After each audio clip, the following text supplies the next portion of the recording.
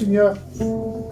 Comme il a dit le serviteur, on rentre avec le sourire, mais à l'intérieur, il est attristé, Seigneur. Oh, cette soirée, Seigneur, sers-toi du pasteur, Seigneur, applique ton courage du bien à nos cœurs, Seigneur. Amen. Seigneur Dieu. Fais descendre la paix ici dans ce lieu, Seigneur.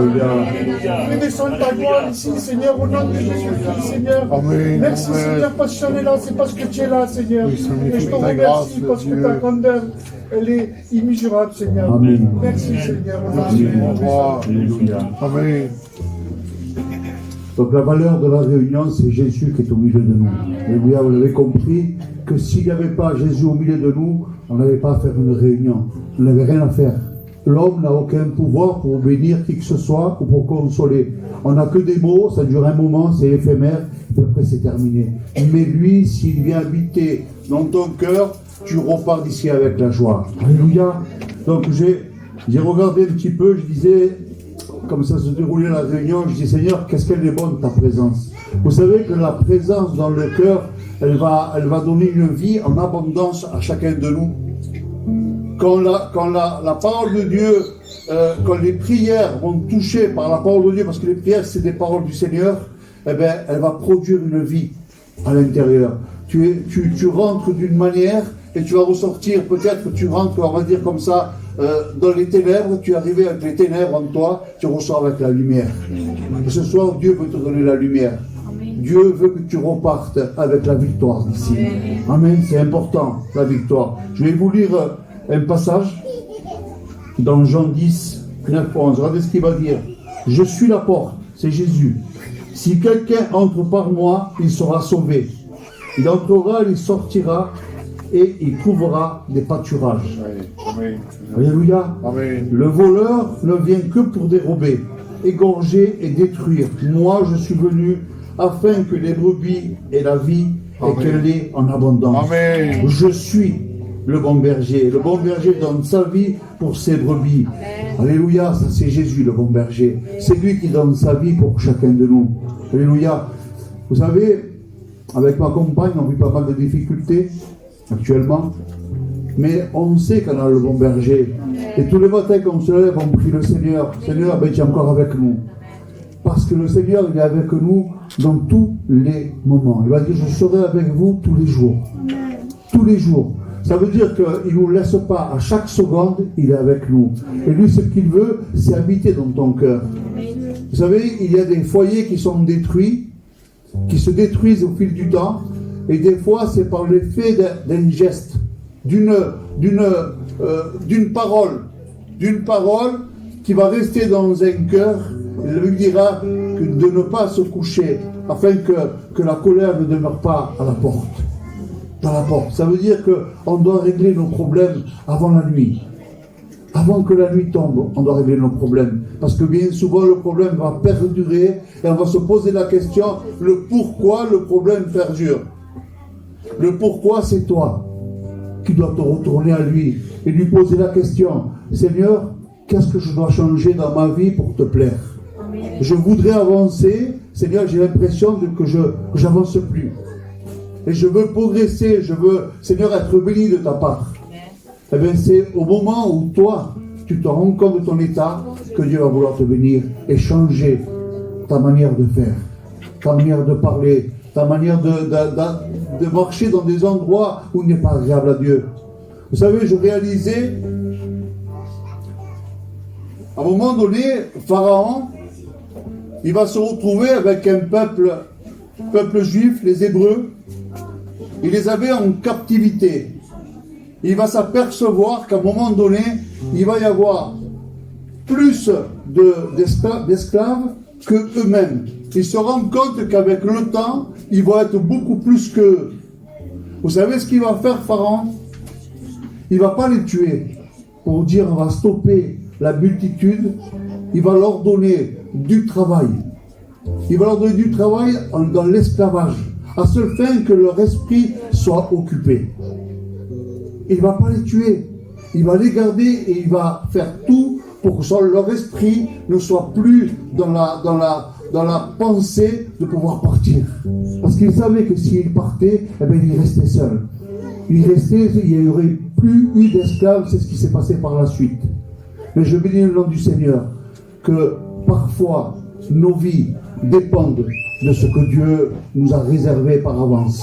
Parce que les plans de Dieu, pour chacun de nous, ils sont déjà dessinés. Le dessein de Dieu, il n'y a personne qui peut le changer. Alléluia. Donc la Bible va dire comme cela, dans le psaume 68, 34, il va dire, voici, il fait entendre sa voix, et sa voix puissante. Dieu a une voix puissante, et il va la faire entendre à chacun de nous. Parce qu'il sait que la parole de Dieu, c'est celle qui va produire la foi.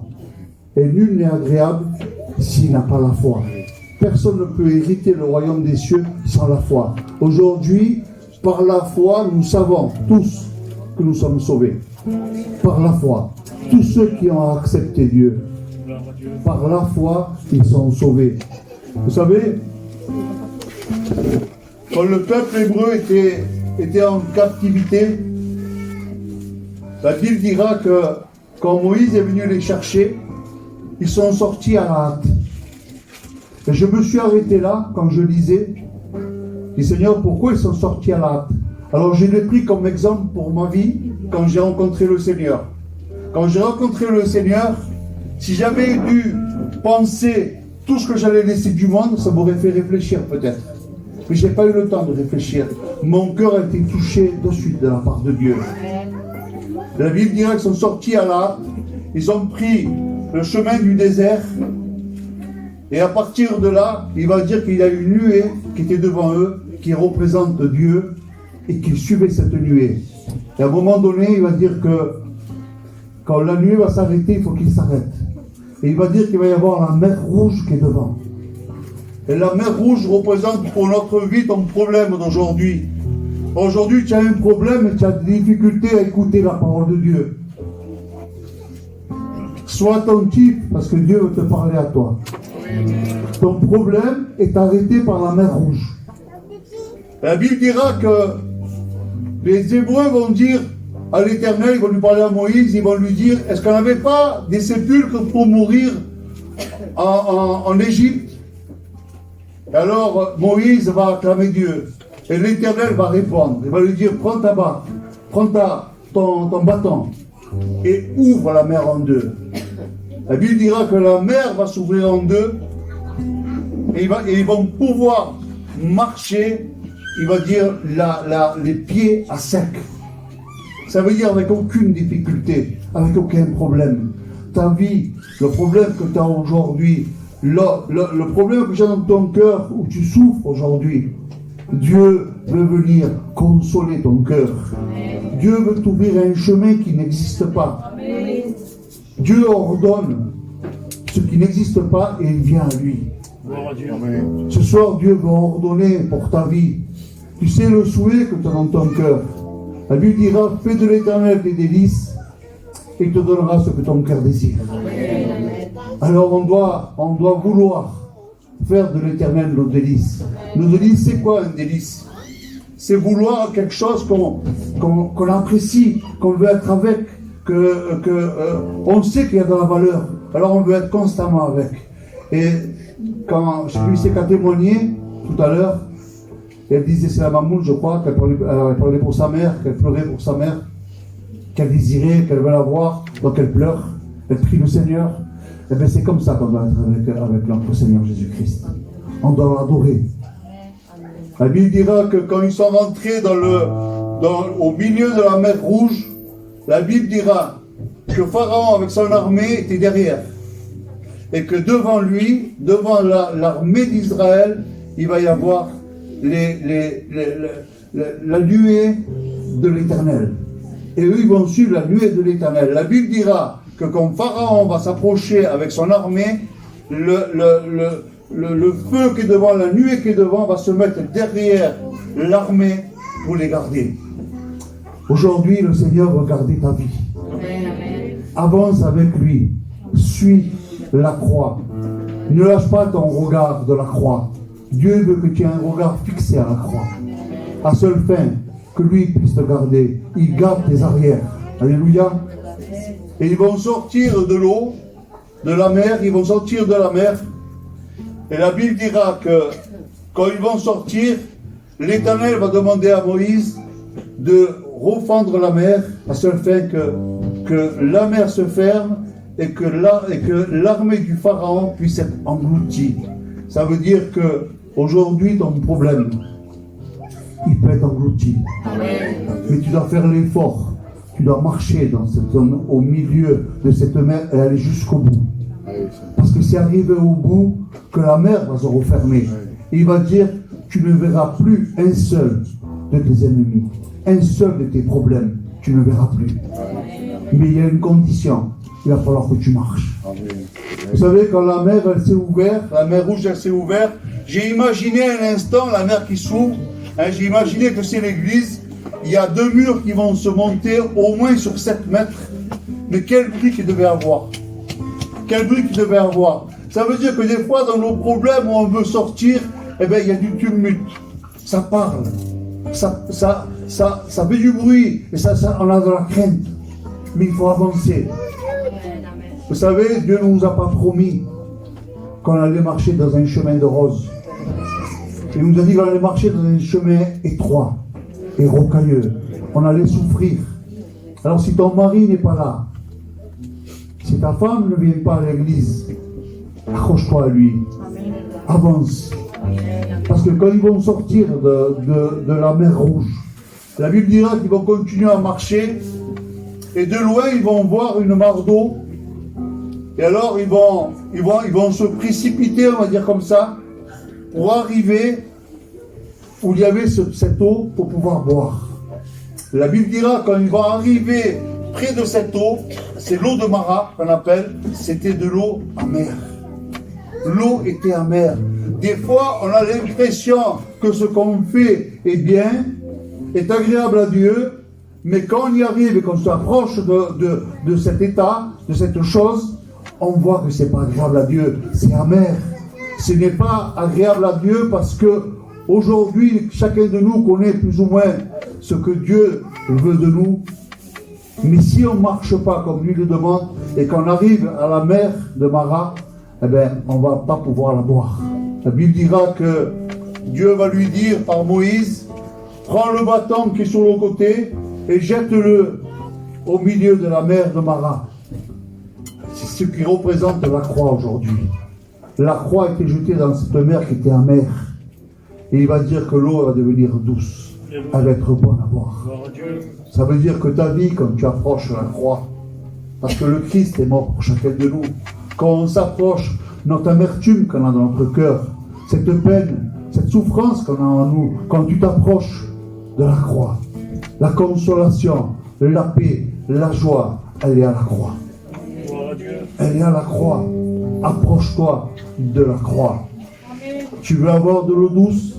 Approche-toi de la croix. Dieu veut bénir ta vie. Alléluia. La Bible dira que dans Isaïe 65, regardez, j'ai pris note tout à l'heure, regardez ce qu'il dit Isaïe 65. J'ai exaucé ceux qui ne me demandaient rien, et je me suis laissé trouver par ceux qui ne me cherchaient pas. Parfois tu te dis, mais moi je ne prie pas, j'ai plus la force de prier. Mais avant que toi tu parles, Dieu connaît tes désirs, il connaît tes besoins. Et Dieu vient te chercher tel que tu es, avec ton problème, avec tes difficultés. La Bible va dire de venir comme on est, tel que tu es aujourd'hui. Viens tel que tu es. Béni soit le nom du Seigneur. Mais pour ça, il va falloir accepter que Jésus monte dans ta barque. La Bible dira que Jésus va arriver dans le lac de Tibériade et il va dire qu'il y avait des disciples qui avaient leur filet. Ils avaient pêché toute la nuit et ils n'avaient rien attrapé. Et quand Jésus va arriver, il y a une multitude de monde qui va l'entourer pour écouter la parole de Dieu. Il voulait écouter et être enseigné. Mais quand Jésus va arriver au bord du lac, il va voir 2 barques au bord, vides. Et alors il va s'adresser aux disciples pour pouvoir monter dans une barque. Et Pierre va accepter qu'il monte dans sa barque. Est-ce que ce soir tu veux que Jésus monte dans ta barque? La barque est représentée comme ton cœur. Si tu tu veux des bénédictions, il va falloir que Jésus habite dans ton cœur. La Bible dira que quand Jésus est monté, il va leur demander aux disciples de se reculer un peu du bord. Et Dieu ce soir te demande à toi de reculer un peu de ce monde, celui qui nous fait vivre dans notre état ancien. Mais il veut te faire vivre quelque chose de surnaturel. Amen. Dieu veut te donner du surnaturel, mais à une condition, que tu recules un peu du bord. Parce que Jésus habite en toi, il est dans ton cœur. Peut-être que tu te dis dans ton cœur, eh bien moi je ne suis pas digne. Qu'il monte dans mon cœur, je ne suis pas digne. Je suis peut-être, j'ai pas une vie qui est agréable à Dieu. Laisse-moi te dire que quand Jésus il est monté dans la barque des disciples n'était pas propre, parce qu'ils ont péché toute la nuit. Il devait y avoir de tout dans la barque. Et Pierre, jamais, à aucun moment, il a pensé qu'un jour, le Créateur allait monter dans sa barque. Est-ce que tu veux ce soir que le Créateur monte dans ta barque? Amen. Et il va leur demander de reculer. Il va dire qu'il va enseigner la foule qui était là, la multitude qui était là. Il s'est assis dans la barque. Et quand il s'assoit dans la barque, j'ai imaginé que quand Jésus s'assoit, quand un homme s'assoit, c'est pas pour partir de suite. Il va y rester un moment. Il va vouloir enseigner la foule. Et Dieu veut t'enseigner à travers sa parole. Dieu veut t'enseigner à travers sa parole. Et une fois qu'il va enseigner, il va leur dire d'aller plus à la profondeur. Il va leur demander d'aller en profondeur, mais là il va falloir qu'ils rament les disciples. Et des fois la vie de Dieu elle est compliquée, elle est difficile, on n'arrive plus à ramer. On aimerait bien mettre un moteur, moderniser notre vie. Peut-être rester à la maison, écouter sur YouTube une prédication, écouter des cantiques. C'est ça le moteur. Mais les disciples, ils ont ramé. Ils sont allés un peu plus loin. Ils sont allés un peu plus loin. Et la Bible dira que Jésus va leur demander à Pierre de jeter le filet sur la droite. Alors Pierre va se retrouver dans une situation où c'est un pêcheur de métier. Et voilà qu'un homme va lui demander de jeter le filet sur la droite. Alors que lui, c'est un habitué de la pêche, il le jette toujours de la gauche. Et je le dis assez souvent, et tout le monde connaît un petit peu ce qu'est la pétanque. C'est comme si la finale de la Marseillaise, on me demanderait de tirer la frappée gagnée de la main gauche. Ça voudrait dire quelque chose d'impossible. Mais Dieu voulait se signaler comme quoi tout venait de lui. Alors, s'il jette comme d'habitude, Pierre il aurait pu dire ça vient de moi. Mais comme il a jeté le filet du côté que Jésus lui a demandé, et à partir de là, la bénédiction vient de Dieu. Dieu te demande de jeter le filet à droite. Veux-tu obéir à Dieu? Amen, amen.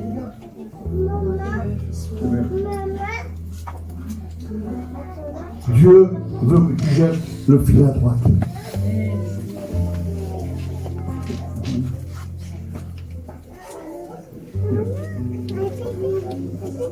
Donc aujourd'hui, sache une chose, c'est que Dieu t'aime.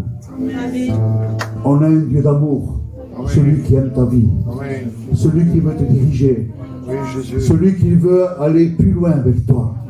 Peut-être que tu n'avances plus. Peut-être que tu te dis, je suis découragé, Seigneur. Tu me fais voir des choses et d'un coup ça s'arrête. Tu es la lumière de ton foyer. Tu es la lumière de ton foyer. C'est à toi de vouloir avancer avec lui. Amen. Amen. C'est à toi de vouloir avancer. Je vais finir avec un passage.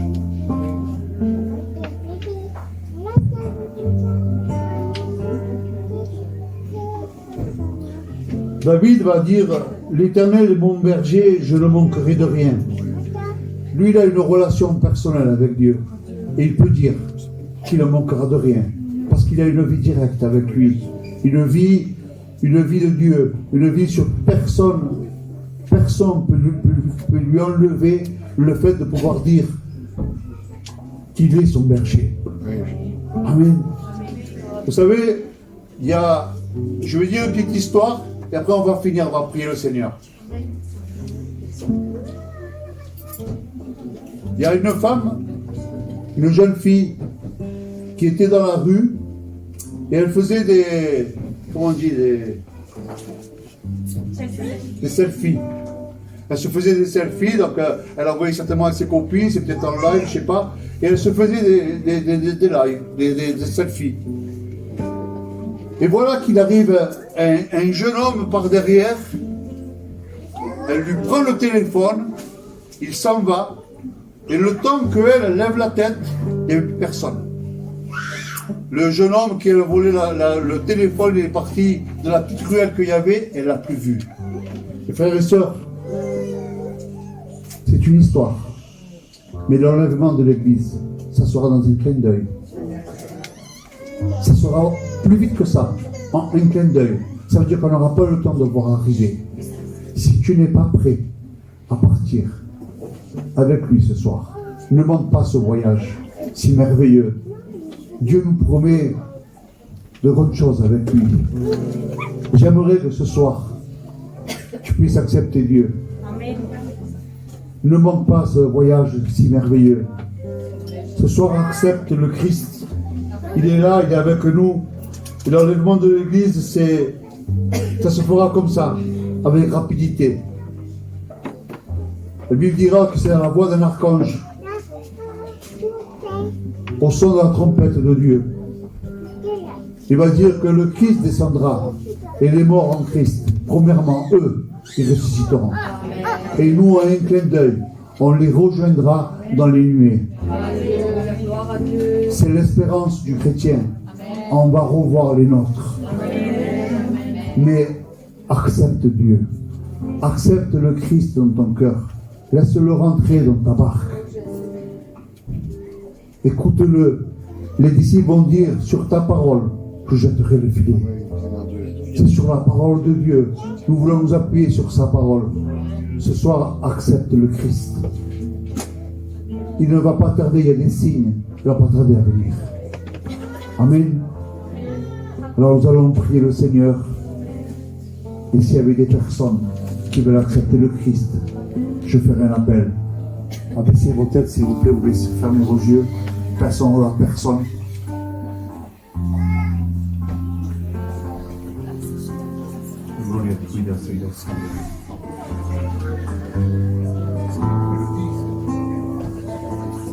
Jésus veut sauver ta vie ce soir. Oui, Seigneur Dieu. Il veut que tu fasses partie du voyage. Alléluia.